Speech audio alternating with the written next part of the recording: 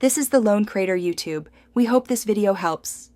You start now, verify the clothing label and set your iron to the correct temperature. Different fabrics need different heat. Once the iron reaches temp, place the garment flat and position the sticker where you want it, keeping the paper backing on. Make sure to use a thin pressing cloth between iron and sticker to protect print and fabric. Press firmly for the first 8-12 seconds.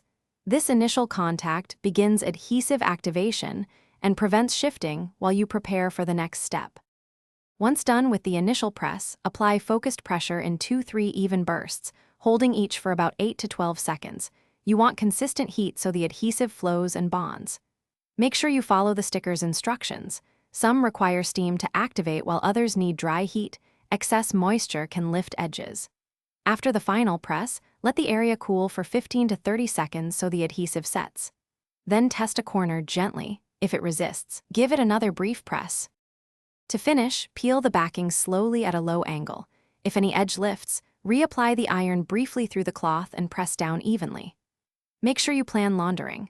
Wash inside out on a cold or gentle cycle and avoid drier heat above recommended temperatures to extend adhesion. If you see bubbling or lifting later, do not peel. Place the pressing cloth back, reheat the area for a few seconds, and press firmly to reflow the adhesive. That single troubleshooting move fixes most issues. Thanks for watching. Consider subscribing if we helped you.